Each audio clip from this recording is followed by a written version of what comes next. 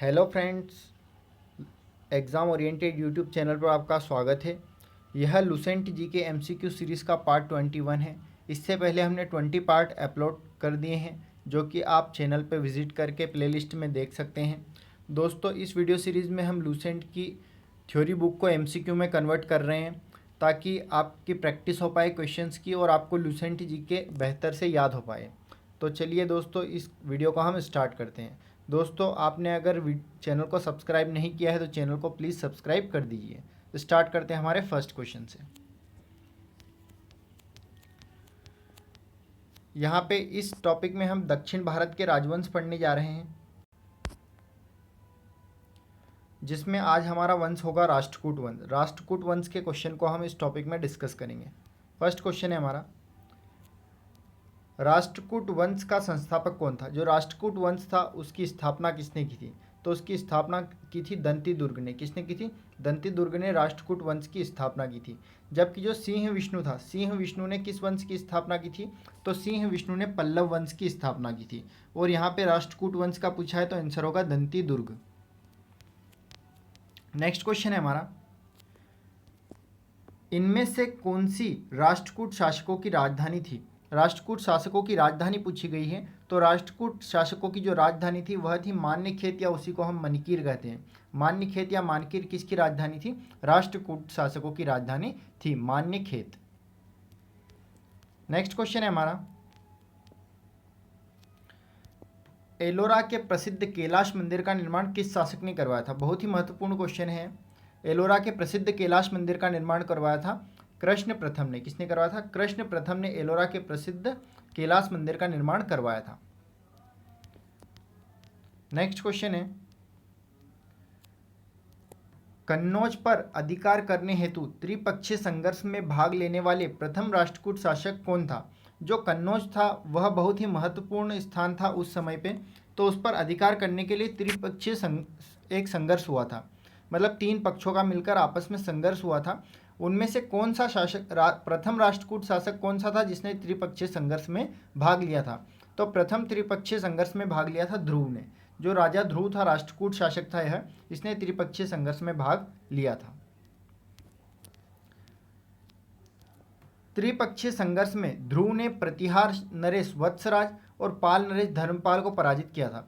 जो त्रिपक्षीय संघर्ष था, त्रिपक्षीय संघर्ष में भाग किसने लिया था? ध्रुव ने। और इसने किसको हराया था? तो एक प्रतिहार नरेश थे, प्रतिहार वंश के राजा वत्सराज, और पाल वंश के राजा धर्मपाल, इनको इन्होंने पराजित किया था।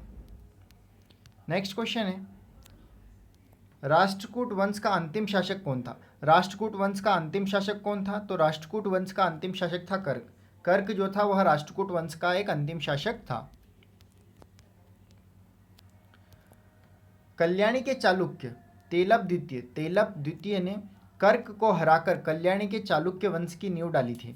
जो कल्याणी के चालुक्य थे तेलप द्वितीय ने कर्क की हत्या करके या कर्क को हराकर कल्याणी के चालुक्य वंश की नींव डाली थी, और राष्ट्रकूट वंश वहीं से समाप्त हो चुका था।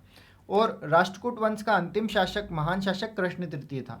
वैसे अंतिम शासक पूछा जाए तो कर्क था, लेकिन अगर अंतिम महान शासक पूछा जाए तो कृष्ण तृतीय राष्ट्रकूट वंश का अंतिम महान शासक था। नेक्स्ट क्वेश्चन है, कन्नड़ भाषा के कवि पोन्न किस शासक के दरबार में रहते? किस शासक के दरबार में रहते थे पोन्न? यह एक कन्नड़ भाषा के कवि थे। तो यह किसके दरबार में रहते थे? यह किसके दरबार में रहते थे? यह कृष्ण तृतीय के दरबार में रहते थे। किसके दरबार में रहते? कृष्ण तृतीय के दरबार में जो कन्नड़ भाषा के कवि पोन्न थे वह रहते थे। और जो शांति पुराण रचना है यह पोन्न की रचना है। किसकी रचना है? पोन्न की रचना है। और पोन्न कहाँ रहते थे? कृष्ण तृतीय के दरबारी कवि थे, और इनकी रचना है शांति पुराण। नेक्स्ट क्वेश्चन है, अल मसूदी किसके शासनकाल में भारत आया था? तो अल मसूदी किसके शासनकाल में भारत आया था? तो यह इंद्र तृतीय एक राष्ट्रकूट शासक थे, इनके शासनकाल में अल मसूदी भारत आया था। अल मसूदी भारत किसके शासनकाल में आया था? इंद्र तृतीय के शासनकाल में। अल मसूदी ने तत्कालिक राष्ट्रकूट शासकों को भारत का सर्वश्रेष्ठ शासक कहा। जो अल मसूदी था उसने जो राष्ट्रकूट शासक था उसको क्या बताया? भारत का सर्वश्रेष्ठ शासन बताया। नेक्स्ट क्वेश्चन है, निम्न में से कौन सी रचना राष्ट्रकूट शासक अमोघवर्ष की है? अमोघवर्ष की रचना बतानी है इनमें से। तो अमोघवर्ष की रचना क्या होगी यहाँ पे? कविराज मार्ग। क्या होगी? कविराज मार्ग। कई सारे लोग अमोघवर्ष टिक कर अमोघवृत्ति टिक कर देंगे, लेकिन यह नहीं है। इसकी रचना है कविराज मार्ग। अमोघवर्ष की रचना क्या है? कविराज मार्ग। अब जैसे यहाँ पे ऑप्शन में दिए हुए थे आदि पुराण किसकी रचना है, तो यह जीनसेन की। आदि पुराण किसकी रचना है? जीनसेन की। गणितासार संग्रह महावीराचार्य की। गणितासार संग्रह किसकी है? महावीराचार्य की। और अमोघवृत्ति किसकी है? सक्तायना की। अमोघवृत्ति किसकी रचना है? सक्तायना की। आदि पुराण जीनसेन की, गणितासार संग्रह महावीराचार्य की, अमोघवृत्ति सक्तायना की रचना है। और ये जो सभी लेखक थे, यह सभी लेखक किसके दरबार में रहते थे? तो यह अमोघवर्ष के दरबार में रहते थे। नेक्स्ट क्वेश्चन है, किस राष्ट्रकूट शासक को धारावर्ष कहा जाता है? तो धारावर्ष किस राष्ट्रकूट शासक को कहा जाता है? धारावर्ष कहा जाता है ध्रुव को। किसे कहा जाता है? जो राष्ट्रकूट शासक ध्रुव था, इस ध्रुव को धारावर्ष कहा जाता है। नेक्स्ट क्वेश्चन है,